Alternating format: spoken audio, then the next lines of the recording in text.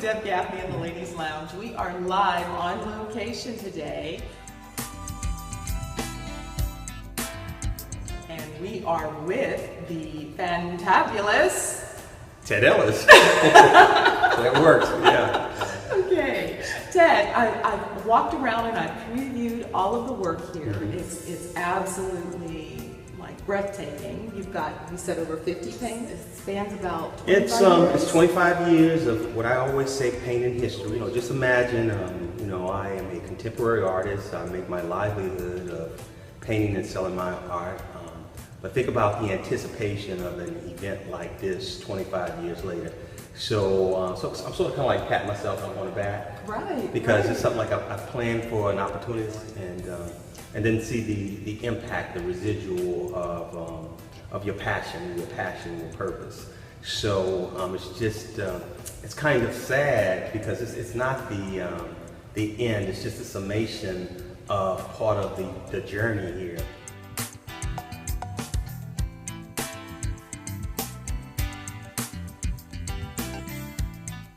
We've impacted close to 5,000 people who have come to the Houston Museum of African American Culture.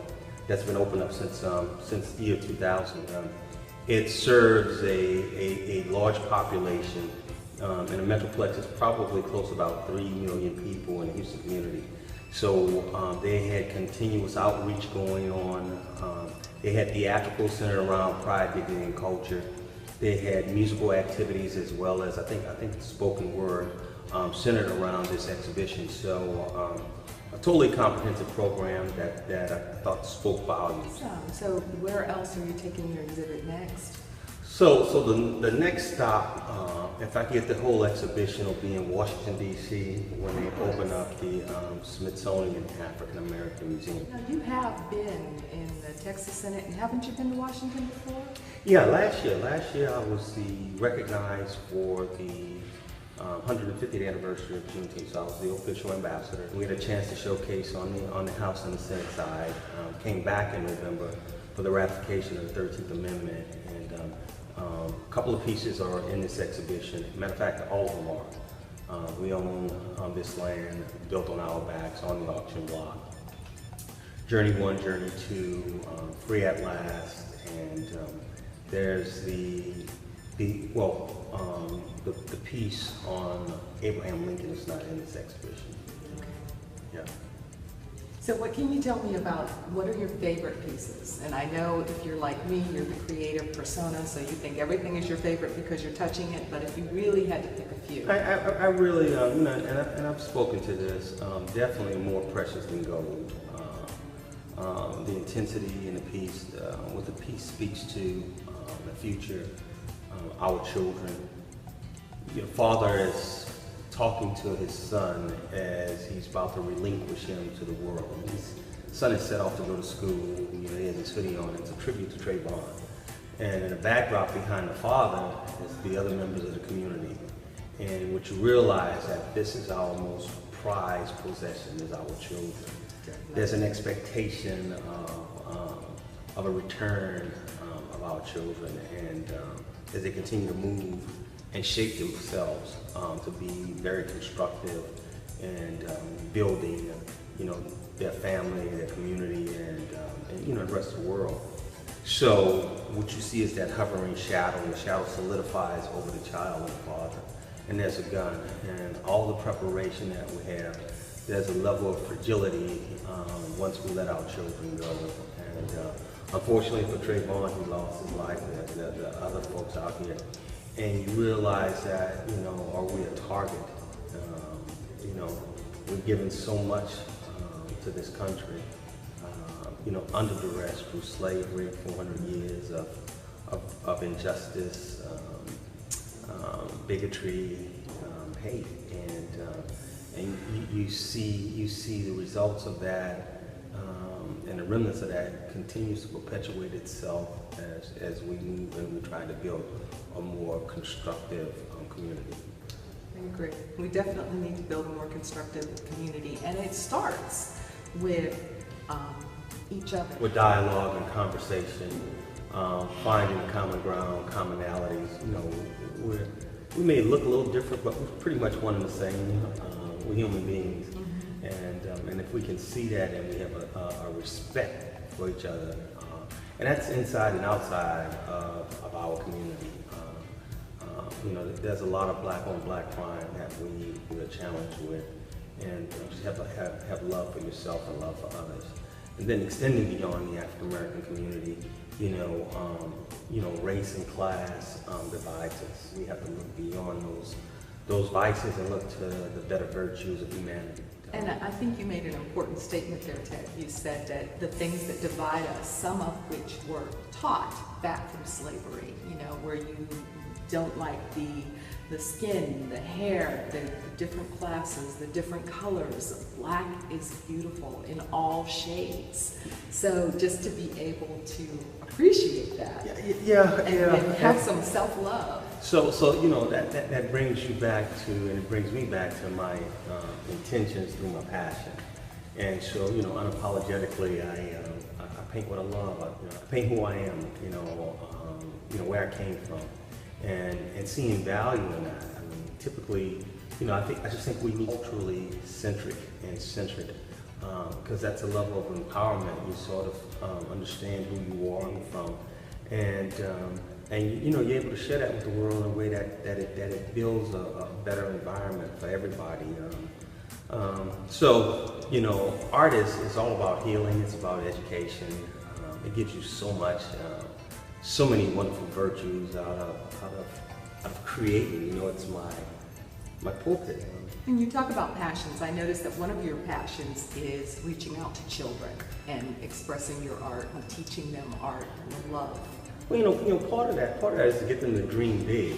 You know, see themselves and dream big. You know, actualize that you can, and art does that for you. You know, it's a spark of ingenuity, of creativity. So if you can reach these young creatives very early, and I think we're all creatives, we just have to exercise our creativity, and that may be in song, dance, music. You know, I project minds with the visual media, painting canvas, but we just express it by nature, and it's one of those qualities that when we use it for greater good, you know, we improve the level of humanity. The human capital rises. It's the good that comes out of the level of appreciation for art.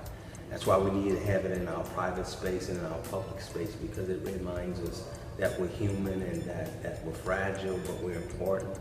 And we're all connected. And we're all connected. Yeah, we're all connected. The next thing I'd like to do is actually go to your favorite pieces. So, you know, this is a really important piece. This is Sunday worship.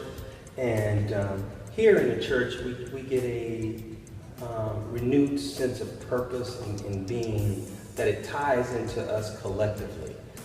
It is our source of strength and spirituality. So every other color is derived from the primary colors.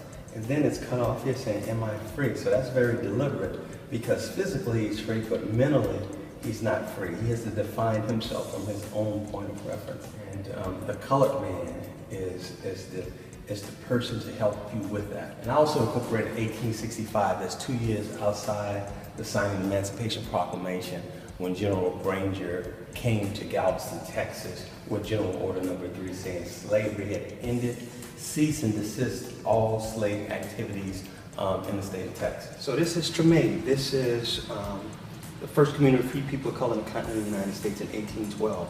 This is the mother of Tremaine. You see she has the Sankofa symbols representing that she came from Africa, as well as antiquity, the ornament of Egyptian jewelry and ornaments on her arm and on her neck. And then she's in her natural state, and she's nurturing the New Orleans African American Museum, which is on Governor Nichols Street, that's housing our treasures, cultural treasures. So she's nurturing these houses woven like a tapestry, like a quilt. Presumably the first black doctors, lawyers, scientists, school teachers, cultural anthropologists, bricklayers, wrought iron workers, politicians came out of the first community of free people. So over here we have my colorful little bitty houses, my little bird houses. Now these houses represent our community. Small but very important. Our doctors, lawyers, school teachers, bakers, scientists, meteorologists, teachers, politicians, servicemen, clergy, all came out of these little bitty houses. Stay tuned because we're going to have a whole exhibition of my little bitty bird houses telling a wonderful story about our history, culture, and heritage.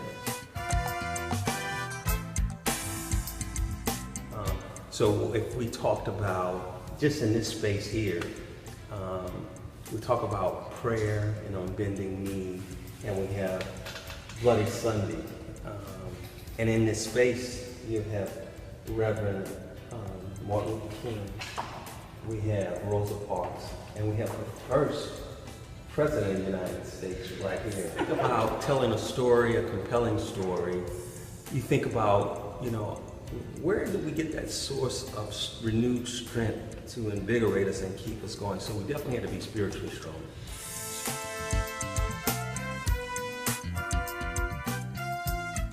Hey, this is TED Talks Art. We're here at HMAAC. This is the ending of my exhibition for right now. Hopefully sometime in the future we get a chance to showcase again. But I'm so happy I had a chance to speak through my art, to educate through my art, and to heal through my art. So thank you very much. This is Ted Ellis. See you in cyberspace. TEllisFineArt.com.